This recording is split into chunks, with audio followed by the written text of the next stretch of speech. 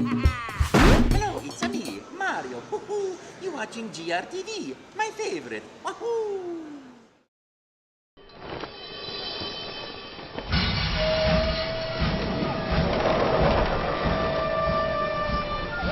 The age of industry has come to Albion.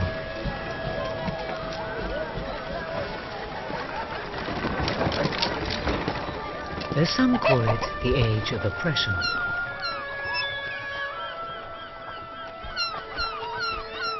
I'm standing here at Gamescom together with Peter Molyneux from Lionhead, and we're talking about Fable 3, your new game. Yes. I take it Fable 3 is an action RPG. So what do you want the people to find in Fable 3? I mean, firstly, what I want them to find is some uniqueness, some freshness, and some difference about a game, because that's very important to me. You know, I don't think Lionhead should ever do it just a sequel. So there's a lot of unique things about Fable 3. The story is unique. You start the game as a rebel, you take on this bad guy, the king, and then you become king yourself, and then you decide what kingdom your land is going to be. I think the combat system is unbelievably unique. We've got weapons that morph and change to reflect what sort of fighter you are. Not by some option you pick in some menu, but literally every swing of the sword will change the sword in a minuscule way. So it depends on if you're a good person or a bad person, and this way the sword changes. Not just good and bad, although if you start killing innocent people with your sword, it will start dripping with blood constantly. But also, the curvature of the blade is down to whether you hit the button fast or slow. The length of the sword is whether you block and build up and charge up for a big attack, or for whether you're someone who uses for very fast attacks.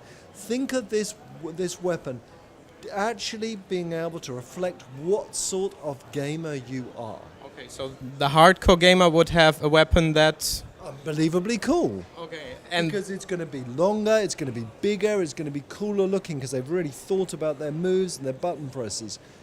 A casual gamer, I know that casual gamers will just smash the button mash. It's called button mashing. Their sword is going to be shorter. It's not going to be as cool, as impressive as my sword. And that's great. And what's even greater about that applies to swords, to hammers, to guns, to rifle, and to magic gauntlets. In other words, the combination of your attacks, the speed of your attacks, the style of your combat, the rhythm of your combat is reflected in your weapon. And the coolest thing of all, if you come in co-op into my world with your unique weapon, you can give me that unique weapon, and I can carry on using it and just continue to morph it in a different way. okay, if I'd be coming in your world, I played the game yesterday, I'd probably be almost naked and wearing a hammer. That's what I did yesterday. And I had a little child on my hand. Could I bring that to your world too? This is sounding slightly bizarre. You know, naked man plus child and big hammer. I don't know what's going on there, but that proves a point. It's your Fable, it's your decisions. So you can't take an NPC from your world into my world, but you can take your dog and anything that you own into my world, and anything you earn in my world, you can take back into your world. You can also, in my world, if we want to do this, we can hug each other, we can chat each other up. Two co-op players can get married, they can have sex, and they can have children. So in that sense, yes, in a way, you know, this child that you have at the end of your hand could be a product of yours and mine's love. Sorry, this is getting very bizarre. Oh my goodness. Okay.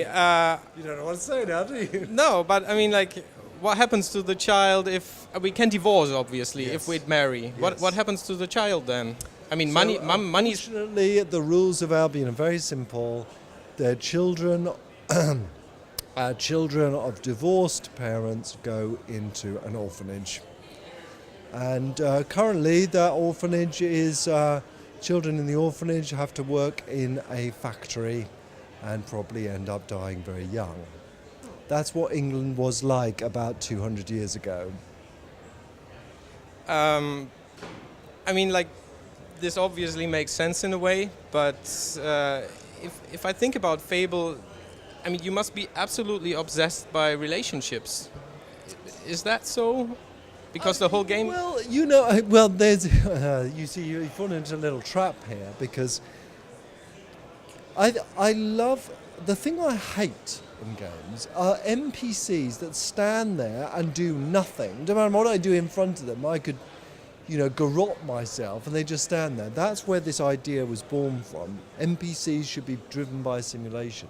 And then it came about that we could marry them and you could hold their hand and all that stuff.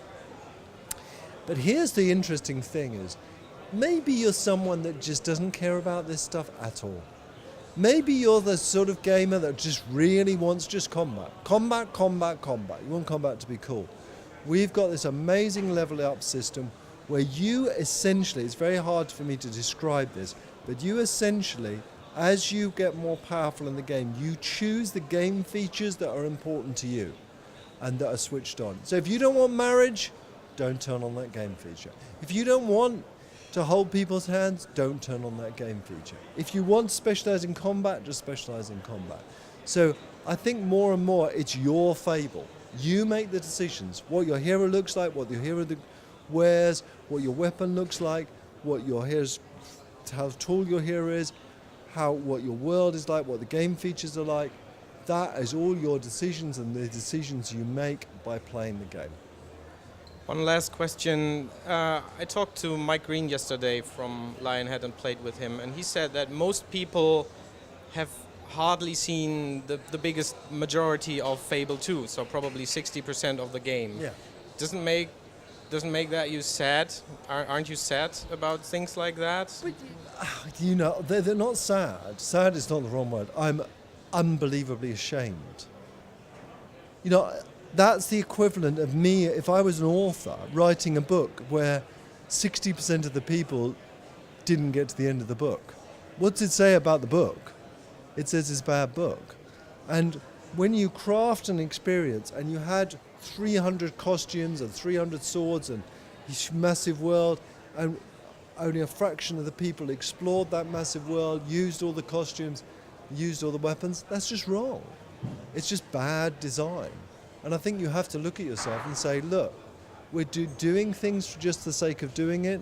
Like in Fable 3, we could have given you another 100 weapons. We could have given you another, 100 costumes. But instead, we looked at it and said, well, how can we get people to experience different weapons? I know, we'll get them to craft the weapons by using the weapon.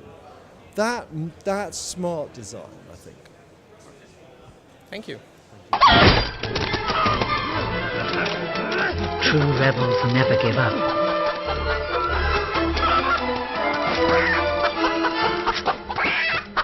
Yet they cannot triumph alone.